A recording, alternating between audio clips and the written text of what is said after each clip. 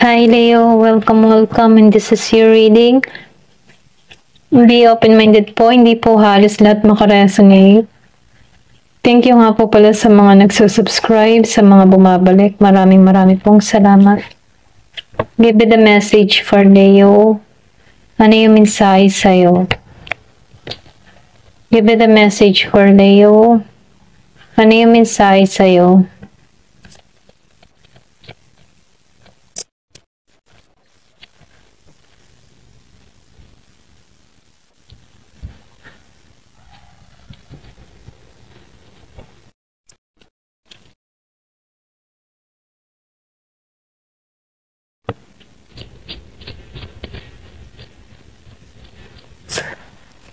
Yung ba sa inyo meron kang maririnig na mensahe?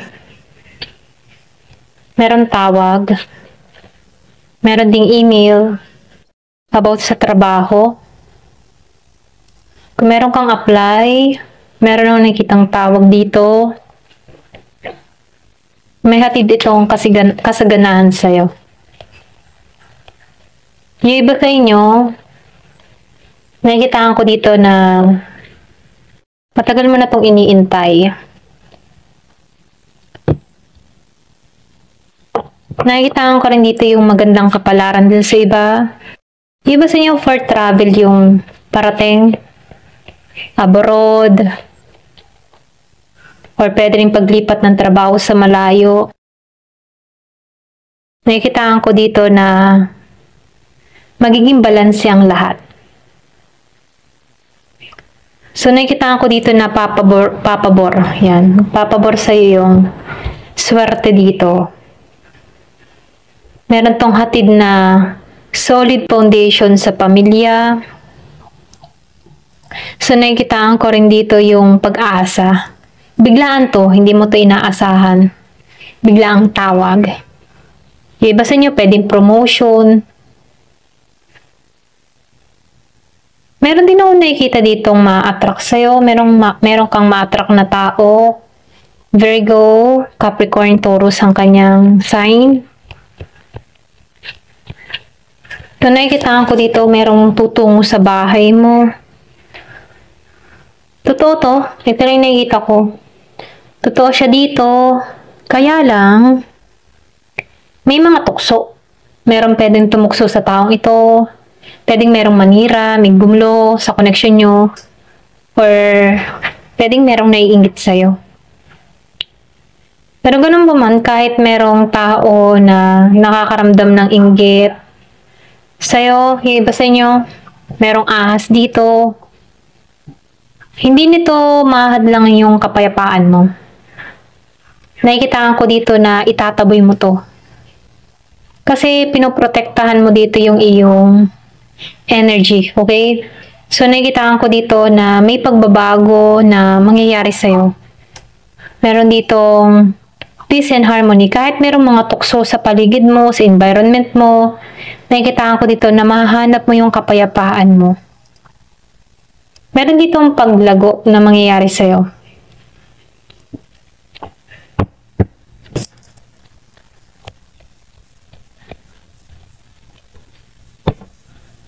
So, nakikitaan ko dito, wow. Meron dito 36 years old, meron 28, meron 42, meron 30.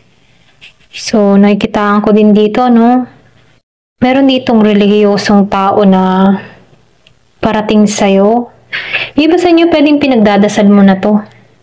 Meron parating sa'yong tao. So, nakikitaan ko dito yung masculine, matured man. Ikaw man ay isang babae na humihiling ng kaparehas sa buhay. Parating to, meron tong spiritual love sa'yo. So, nakikitaan ko dito yung genuine hangarin nito, mabuti. Excuse me, totoo yung hangarin nito.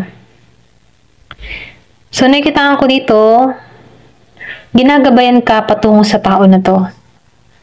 Iba sa inyo, meron ka ma-attract dito na Scorpio, Cancer, and Pisces. Meron din ako nakikitang Aries, Leo, Sagittarius na ma-attract ka dito. Genuine to, pinagdadasal mo to, hinihiling mo to, at ma-attract mo to dito.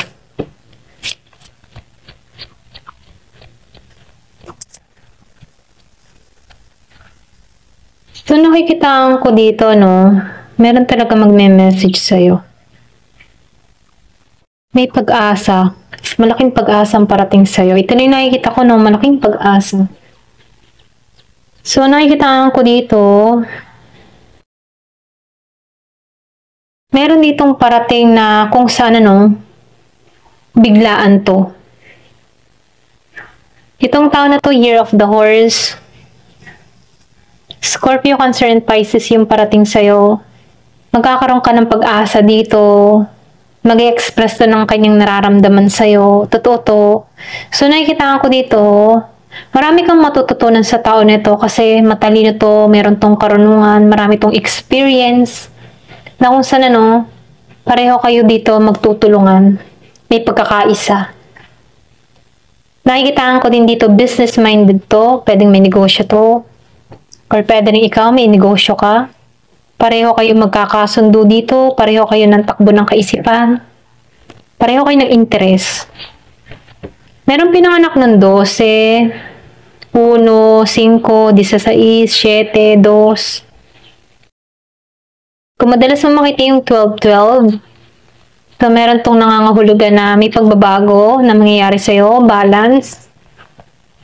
Give it a message, yun ang pa yung mensahe.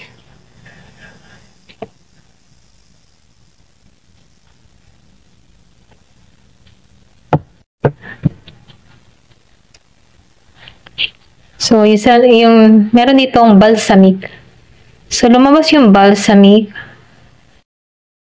So, ito na yung time para isurrender mo lahat. Kung meron kang mga isipin, kung meron kang nagpapagulo sa kaisipan mo, gumugulo. So, ito yung time para isurrender mo at i-let go mo na yung mga dapat na i-let go, yung hindi makakabuti para sa'yo. Ito na yung time na para pakawalan to.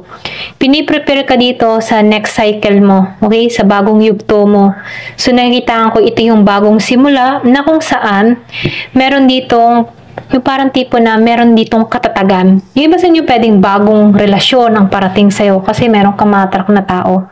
Na kung saan, ano, hindi mo na to kaya pang, yung bang kahit anong pigilan mo para sa sarili mo, nakikitaan ko dito, ito ipagkakalob talaga sa'yo. Kasi meron dito na cross na kung saan, ano, si God, si universe na yung kumikilos patungo para sa'yo.